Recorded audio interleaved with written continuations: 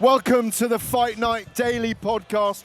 What a week we've had with Chris Eubank Jr. and Conor Benn. We get to the crux of it now.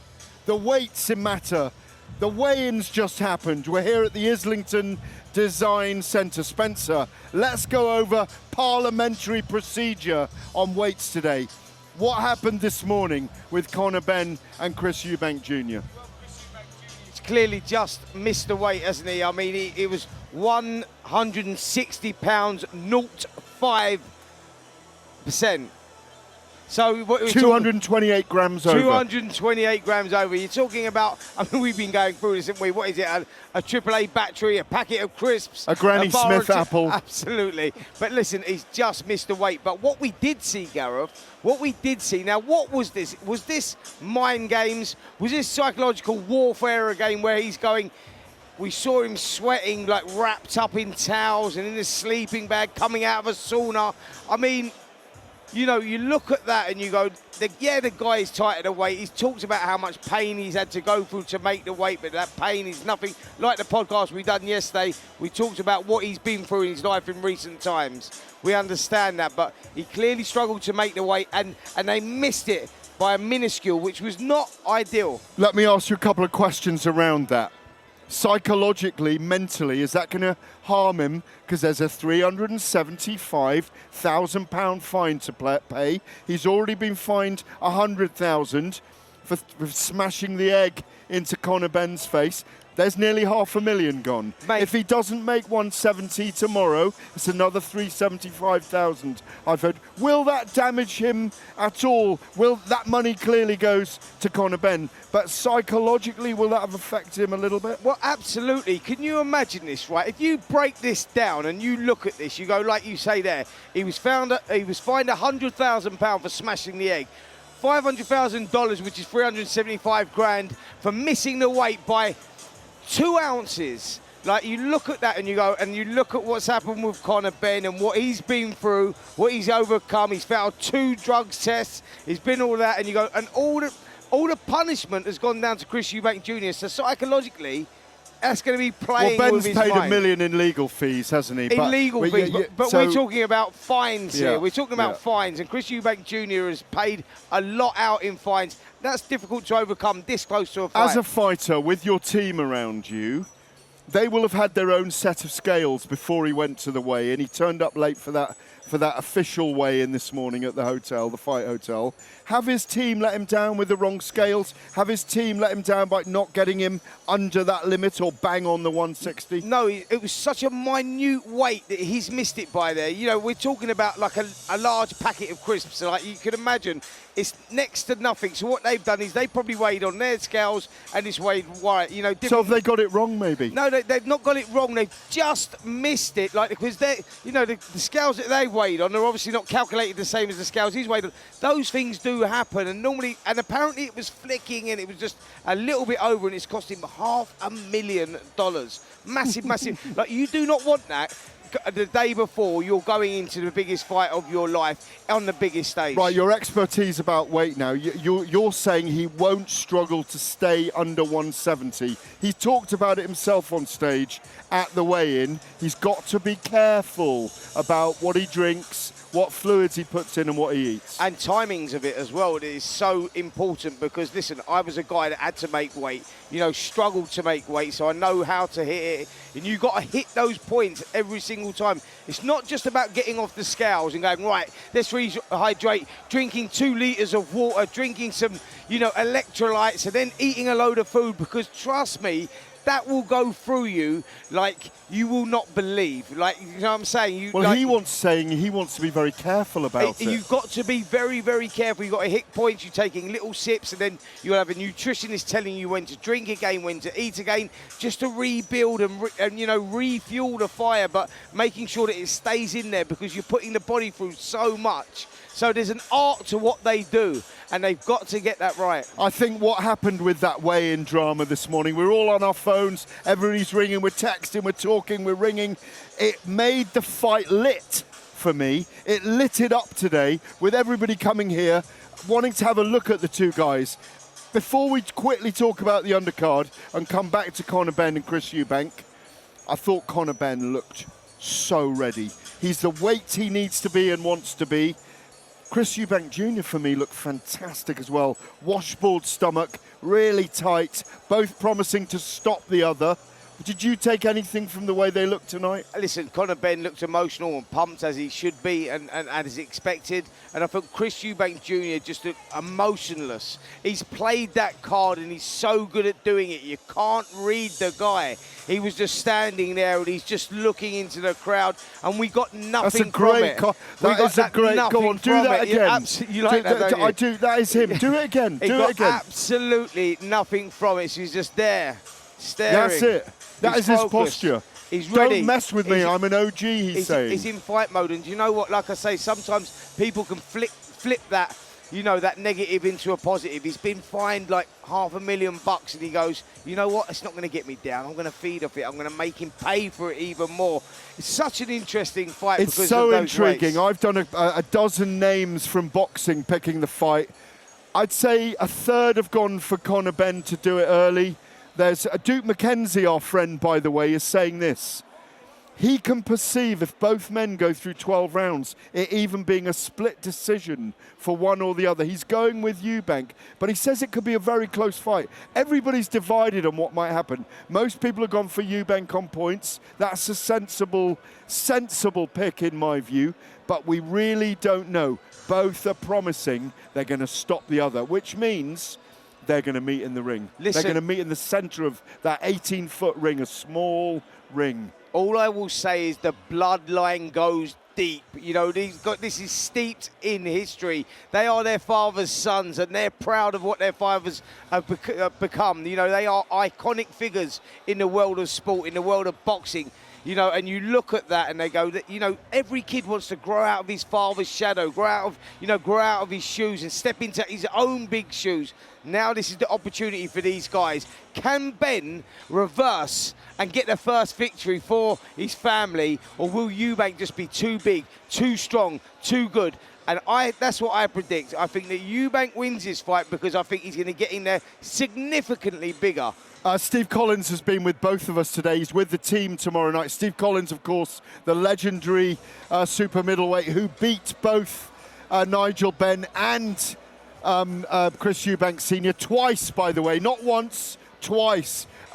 He was saying when Conor Benn came past him today, and he had a hug, he had a little hug up with Ben Sr., and he said, I remember when Ben Sr. destroyed Ran Barkley in a round. He wasn't a big man. He said, I see the same physicality in his son, and it wouldn't surprise me if he took him apart tomorrow night. Well, here's the difference. Ben Sr. had like 25 fights, 25 wins, 25 KOs. The guy was a machine. Like, he was heavy-handed. Conor Benn doesn't possess that sort of power. He's moving up into Chris's weight division, so that it's all stacked against him. I know the narrative in this one is that Conor Benn is this ferocious puncher, but the reality says that he's not at this level, and he's going to have to deliver against a guy that's known for his durability, and we'll have to just wait and see. We'll come back to Conor Benn and Chris Eubank Jr. in a moment, but remember, like and subscribe to the YouTube channel. Reminder that talkSPORT's bringing you live commentary and a watch-along tomorrow night from Spurs. Let's interview now Chev Clarke, the man who is fighting Vidal Riley on the undercard. Chev, welcome. We'll give you a moment to put your cans on. Let me help you out. Take your time, brother. Take your time. There you go. Take your time. How are you? I'm good, my man. How are you? Very good. Really excited about this card. I said about you earlier, heavy puncher, elite fighter against a stylist. What are you going to do to Vidal Riley tomorrow night? I don't need a stylist. Very good. I like that. Very good. You know what I mean? I'm calling him the stylist and you the puncher. But why am I not a stylist? You can be a stylist if you always come on here and argue. Save your arguing. He's got for a point. Vidal He's Riley got a point, night. to be fair, because the guy has got style. Have you got more power than him? That's for you to Are judge. you going to knock him out? That's for you to see. No, that's for you Make to sure you do. turn up tomorrow. I will on be the there. zone. I'll be there and talkSPORT. And talkSPORT. There you go. Listen, Chev, I want to talk to you about, you know, I think You proved yourself in many ways in your last fight. You lost that European title via split decision. One of them fights that could have went down to the wire in many ways, but a lot of fighters develop from that. That molds them as the fighter they're going to go on to become. Did you learn a lot from that? Does that help you going into this one? I learned a lot, but I'm going to teach you guys a lot right now. How many fighters do you know get knocked down in the first round and went on to do the whole 12 and then thought to have possibly won the fight? I'm not proud of getting knocked down, but I'm just asking you, how many fighters do you know that have done that? That's what I said to you, character, mate. And I said you developed that, and there's not many I'm trying to go fighters. through the memory banks. People have done it. Yeah, but there's not Bernard many. How many? Hopkins, Bernard Hopkins lost his first fight. No, he's I'm not talking about that. He's talking about getting knocked down and going 12, and a lot of people felt he won the fight at the time. That's what I'm saying to you. Look, It was close. On away ground. yeah. Because he was from France. I was in So France. what are you saying? You're special. I'm not saying I'm special. I'm just saying I got pedigree. I got a no-die heart. Like, I've got something that Vidal will need something very special to beat. And you guys talk about he can box, has he ever done 12 rounds? No, he's an unknown factor. That's why we're looking forward to this So fight. this is why I asked, and you have to give him credit for what he has done, but the media as a whole have put it on like Vidal has done amazing. He's won all these accolades, more than Chev's won, or he's got better experience than Chev. But nobody can name me something that Vidal has done let me go. that Chev has not done. Or Chev, yeah. you've shared a ring with him. You've sparred with him, so Yeah. you know what you're going into. Yeah. You both met each other. Yeah. What do you see as the weakness? What do you see as the strength? And did you take anything from that spar? Now, And we know when people go, oh, yeah, but it's only sparring, you still know. You still know. listen, I'm a professional. I don't talk about what goes on behind doors. No, but I said, what did you take from it? A lot of confidence? But that would entail that. All right. I did really Listen, well. we've Just a got to question. move on. We've got Yeah. to move on, right? And we want you to stay throughout the end of this. 50-50, 70-30, 80-20, 90-10. How is it against him for you to win? It's a win-win. That's it. You're going to win no matter what. Okay. See, you can't Chev lose money Clarke. putting it on Chev. Okay, there you go. There we go. You cannot lose money putting it on Chev Clarke. He is on the undercard, of course, against Vidal Riley tomorrow night. You all look in fantastic shape. Billum Smith, Brandon Glanson, same division, great cruiserweights. Who are you seeing, gents? Great fight. I think that you got to go with Billum Smith. I think he's got that experience. But listen, it ain't going to be easy in there for him. But, you know, I think Glanson's one of those guys, very tough, big right hand, stylistically, barnstormer. Billum Smith has to be careful because he's kick and whack. Yeah, I think it's a 50-50 for me. How do you see it, Chev? Because they're calling you where you've got to go and replenish. Billum Smith. Yeah? Mm-hmm. By whatever means, yeah? I think he could actually stop him, actually. 'Cause Okay. you see, he got hit against Apucci, the guy that I fought last year, and Apucci wobbled him. So Billum Smith has got a bit about him. But if not, we would know he'll outpoint him. So Let's see the best of you tomorrow night. Thank you very much for coming on. We appreciate Great you. opportunity, man. Looking forward to it. Best Thank of you luck. so much. Best It's of getting luck, called Chev. away. blessings, guys. All right, bro. Yeah, blessings to you as well. Come out safe and with your win.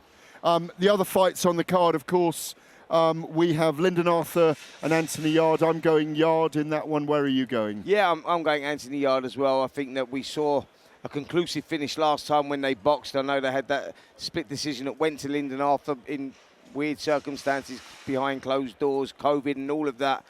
I think that Anthony Yard comes through an entertaining fight. I think Lyndon Arthur does better, but Yard wins, possibly late stoppage. Finally, let's keep it short because we're getting told to wrap because they're closing the building. Liam Smith against Aaron McKenna, young upstart against the wizened former world champion. For me, McKenna might get this job done, but it's a difficult fight for him. The momentum is definitely with McKenna, but I'm going to go with Liam Smith. I think that we're going to see something different to the last guy we saw in against Chris Eubank Jr., who was clearly injured. He's over that now. Happy fighter, a dangerous fighter, and all of that. Liam Smith has been brilliant in the build-up to this one. I'm going Liam Smith. Is it only Conor Benn and Chris Eubank Jr. left, or have we left anyone out? No, that's all that's Okay, left. so I'm going Eubank on points, but it may be closer because I think there's something special in young Ben. What about you? Final answer. I'm going to fry it out there, and you're going to love this one, right? I'm going to go for it. Remember the first fight, 1990, Chris Eubank Sr. versus Nigel Benn, 9th round KO. I'm going Eubank, 9th round KO. Okay, we're going to whistle our way up Upper Street now through Islington. We're not even on the tequila tonight or the beer, are we? We are just focused on tomorrow night. Don't miss it. We are on from 5 p.m. on talkSPORT 2, and we're going over from to 8 p.m. to the Big Talk. Big Talk Sports. And we're doing the live along as well. Listen to us, watch us, like and subscribe, as the camera guys always tell us. We'll see you tomorrow night. Thank you, Spence. Thank you. On AM, on DAB, via the talkSPORT app and on your smart speaker. talkSPORT.